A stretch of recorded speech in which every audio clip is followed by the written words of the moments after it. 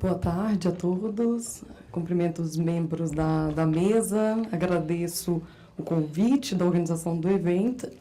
Bom, eu fui convidada em nome do Departamento do Complexo Industrial, dentro da Secretaria de Ciência e Tecnologia do Ministério da Saúde, para falar um pouquinho da importância das parcerias e das inovações para o SUS. E aí eu trouxe um pouco, dentro dessa linha de avanços, de conquistas e, consequentemente, de desafios, para os próximos anos do SUS, um pouquinho do que nós temos feito, voltado basicamente para a área de medicamentos, disponíveis, então, no SUS. Bom, não sei se todos conhecem, as parcerias para o desenvolvimento produtivo, elas foram regulamentadas, em 2014, em 2012, me desculpa, mas em 2014 é que surgiu um marco regulatório que até hoje está vigente. A partir daí, desde 2014, nós temos apoiado o Ministério da Saúde, junto com outros ministérios, apoiado a política para o desenvolvimento de parcerias de forma a produzir, a incentivar, a estimular a produção pública de medicamentos e produtos para a saúde. No ano passado, em 2017, foi lançado um decreto em que instituiu a Política Nacional de Inovação Tecnológica para a Saúde, e a partir daí nós estamos trabalhando com um novo marco regulatório. Para quê? Para poder, primeiro, regulamentar alguns instrumentos, algumas estratégias que até então nós utilizamos, mas que não são regulamentadas, como encomendas tecnológicas e as medidas de compensação em saúde, e ampliar, melhorar, dar mais segurança jurídica às chamadas PDPs, que eu vou trazer um pouquinho para vocês. Bom, só para, não sei se é do conhecimento de todos, mas as PDPs, elas têm como principal objetivo, primeiro, apoiar a articulação, das instituições públicas com parceiros privados, de forma a incentivar que essas instituições públicas produzam medicamentos e produtos para a saúde, para atender as demandas do SUS. Depois, visam também a transferência para o laboratório público de tecnologias novas, basicamente, de tecnologias que nós temos uma dependência, sobretudo externa, reduzir, sobretudo, a vulnerabilidade do SUS, no sentido de que muitos desses produtos, nós não temos a produção nacional, usar o poder de compra do Estado para poder apoiar e fomentar essa política, e bem como a economia com produção nacional, viabilizando, então, a expansão do complexo industrial da saúde. Então, como objetivos básicos, nós temos a ampliação de acesso, a redução de dependência produtiva e tecnológica, a utilização desse poder de compra do Estado, a partir do momento em que as compras elas são centralizadas pelo Ministério da Saúde, a gente consegue racionalizar esse poder de compra, proteger os interesses da administração pública, fomentar o desenvolvimento tecnológico e científico em território nacional, promovendo, então, incentivando a fabricação em território nacional de produtos que sejam estratégicos para o SUS, buscando a sustentabilidade do nosso país e, consequentemente, estimulando a produção de medicamentos por laboratórios públicos. E aí, fazendo com que esses laboratórios, de fato, assumam o seu poder, o seu papel social.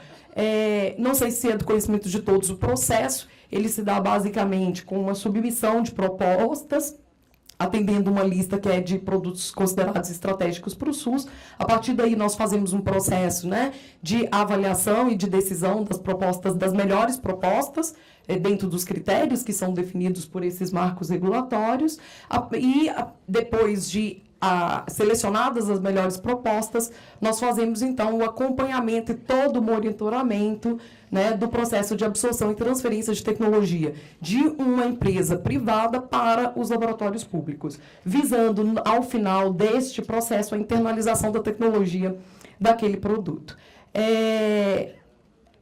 O processo se inicia a partir do momento da definição de prioridades, e essas prioridades são basicamente definidas em portaria, nessa portaria 2531 de 2014, que é a portaria vigente atualmente, mas basicamente dentro daquilo que é considerado estratégico para o SUS. E o que é considerado estratégico? Produtos de alto custo, produtos que preferencialmente sejam de aquisição centralizada, produtos que nós temos em nosso país indicativo de desabastecimento no mercado nacional e que, consequentemente, temos uma dependência expressiva tecnológica daquele produto. O processo de submissão, né? Então, nós temos, ao longo desde a regulamentação desse tipo de parceria, nós já tivemos 5 listas de produtos estratégicos publicados, sendo a última, né, essa portaria 704, de 8 de março do ano passado. Então, nós temos, basicamente, 2 ciclos, né, que já foram organizados pelo Ministério da Saúde, coordenados pelo Ministério da Saúde, com a participação de Anvisa, o NDIC, MCTIC, BNDES, FINEP, que são órgãos também que participam desta política.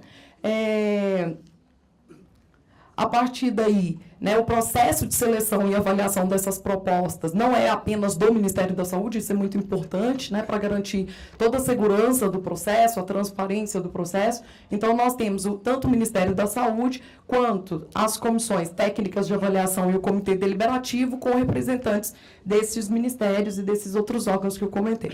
Então, no panorama geral, hoje nós temos 115 parcerias vigentes, dessas 115, 98 parcerias são para medicamentos, 5 para vacinas e 12 para produtos para a saúde. A portaria hoje, ela classifica, né, em 4 diferentes fases essas parcerias. As mais importantes, eu gostaria de chamar a atenção para as fases 2. Esta fase 2 é a fase em que existe, né, estão no momento da transferência de tecnologia entre parceiros públicos e entidades privadas, e a fase 3, que é a fase em que é a fase efetiva de transferência de tecnologia, em que essa instituição pública, o laboratório público, hoje já está absorvendo a tecnologia efetivamente do seu parceiro privado. Nós temos em fase 3, 12 medicamentos, né, 12 parcerias para a produção de medicamentos sintéticos, 4 para produtos biológicos e 4 para vacinas. E a fase 4, né, então, desde 2016, nós temos PDPs que já encerraram a fase 3 e, consequentemente, entraram em fase 4, que é a fase de internalização da tecnologia. E hoje nós temos 9 medicamentos sintéticos em fase 4 e uma vacina nesta fase. Por plataformas tecnológicas, nós temos basicamente 68 medicamentos que estão sendo produzidos, apoiados a produção no âmbito do complexo industrial, envolvendo 18 instituições públicas. Nós temos instituições, né, localizadas na região sul, região sudeste, região nordeste, basicamente. Temos aqui, dentre essas parcerias, né, dentre esses 68 medicamentos, 47 são sintéticos, 19 são biológicos, temos 2 hemoderivados, então fator 7, fator 8 é combinante para tratamento de hemofilia. Temos 5 projetos, né, para a produção de vacinas, basicamente pelo Instituto Butantan e pelo Biomanguinhos, da Fiocruz, e 10 parcerias para a produção de produtos para a saúde. Hoje já temos 41 PDPs extintas, né, ao longo do processo. As extinções ocorrem basicamente, né, porque a instituição pública desiste da parceria ou porque eles não dão conta realmente de absorver a tecnologia que foi proposta pelo parceiro privado, e também parcerias que já começam a ser extintas porque os produtos não são centralizados pelo Ministério da Saúde. E quando, diante, né, da perspectiva de não centralização desses produtos, a parceria ela acaba sendo insustentável, porque usa o poder de compra para se sustentar. Então, consequentemente, esse é um motivo também de extinção.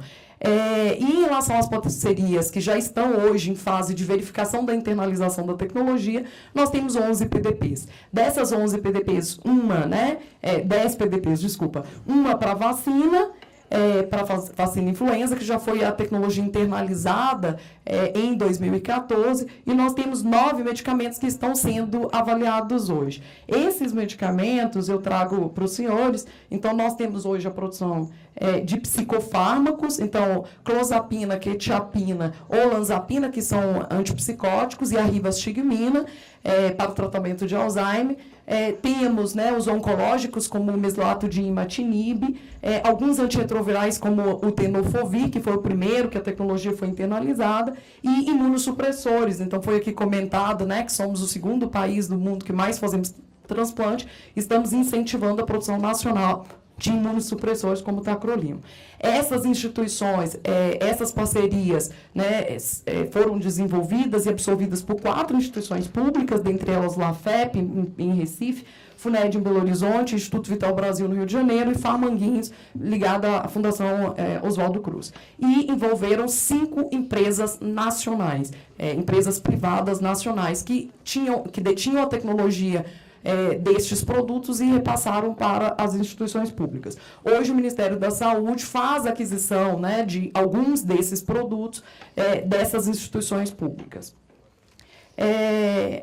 Interessante chamar a atenção que, para a plataforma de produtos sintéticos, nós temos, né, dentre essas 98 parcerias para medicamentos, nós temos alguns que são para medicamentos sintéticos e medicamentos que são considerados extremamente estratégicos para o SUS, né, como, por exemplo, medicamentos para tratamento de hepatite C. Então, na rodada de 2017, que nós finalizamos esse ano, nós temos PDPs aprovadas para Sofosbuvir, Clatazvis e Meprevi, que são os medicamentos que hoje, os 3 medicamentos, né, de primeira linha para o tratamento de hepatite C, e que equivale a 1 bilhão e 200, 1 bilhão e 300 aos cofres públicos.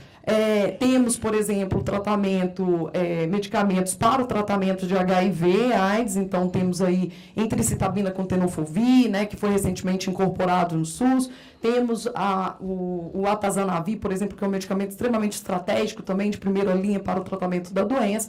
3 em 1, 2 em 1, dolutegravir, darunavir, que são medicamentos também recentemente incorporados pelo SUS. O tacrolimus e o everolimus, que é um novo imunossupressor que nós celebramos a parceria neste ano de 2018, e medicamentos para doenças negligenciadas, como para o tratamento de tuberculose, que hoje é produzido por Farmanguinhos, o 4 em 1, por exemplo.